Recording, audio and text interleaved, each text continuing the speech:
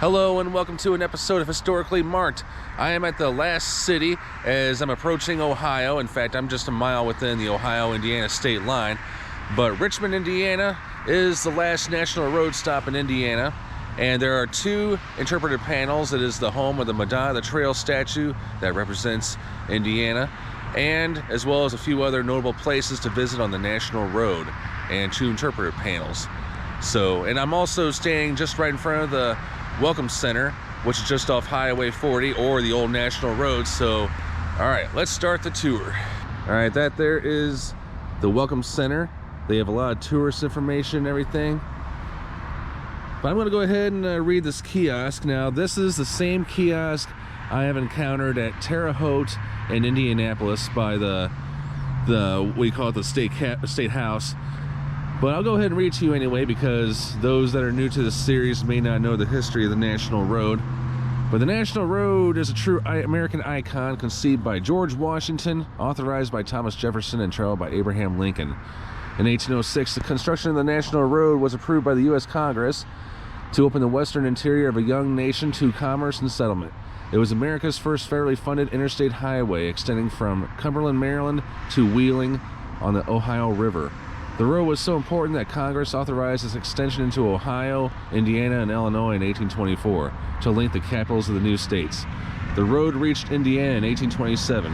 So in other words, yeah, just a mile from here, the National Road reached there in 1827. Wow.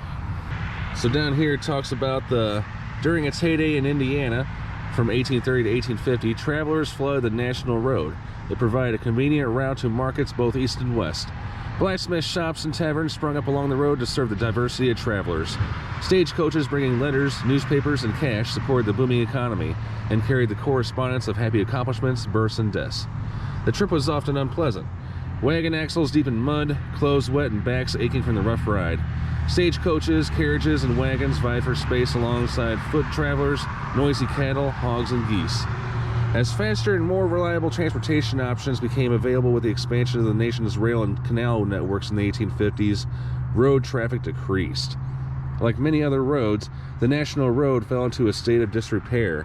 Although it was no longer the Great Road West, the legacy of the road would not soon be forgotten. And then here's a picture of George Washington. He was concerned about the ability of the newly established United States to secure its vast western frontier from competing European interests. He believed that the construction of a national road would strengthen commercial ties and provide military access. And then Albert Gallatin, who was the Secretary of the U.S. Treasury in 1808, good roads and canals will shorten the distances, facilitate commercial and personal intercourse, and unite by a still more intimate community of interests, the most remote corners of the United States. That was a quote by him. You want to check out the back here. And if you follow this series all through my Indiana journey, yes, it does have the same text on the back of each panel, but I'm going to go ahead and read it anyway if you're new to this. The automobile revived the National Road in the 1920s. As cars and trucks took to the road, the federal government established a nationwide network of paved, all-weather highways. The old National Road was one of the first routes designated under the new federal highway numbering system in 1926, U.S. Route 40, a transcontinental highway from Atlantic City, New Jersey to San Francisco, California. And once again, the road gave rise to new opportunities. Until the 1970s, with the completion of Interstate 70, US 40 was one of the country's primary east-west routes. All right, so this is where I started. I mean, I did the Illinois National Road a long time ago, but I went to Indiana and parts of Ohio this time around. So Terre Haute, Brazil, drove through Putnamville, Rising Hall, stopped there, Plainfield, Indianapolis, Greenfield, Knightstown, skipped Louisville, went to Cambridge City and Centerville, and I'm finally in Richmond. And the rest of the day I'm gonna see how far I can go in Ohio. So a little bit more perspective. So I'm literally like right there.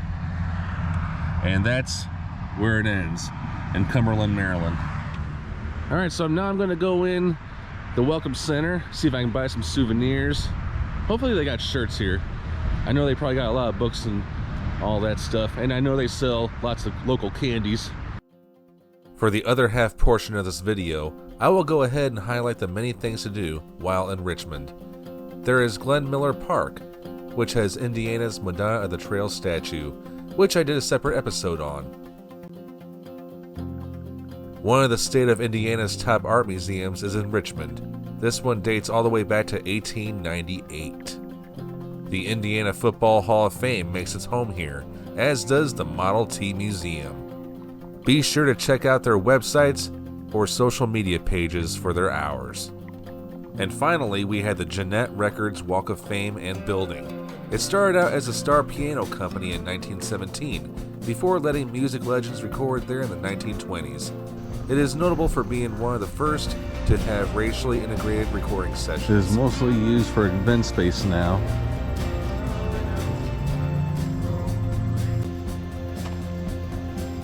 There's also a trail that tells you about all the recording artists that performed there, plus an abandoned building that has a bench in it. The one and only Duke Ellington, Jelly Roll Morton, Gene Autry, and many others. So that about wraps it up. Be sure to tune in to Historic National Road episodes in Ohio. This is Jason signing off.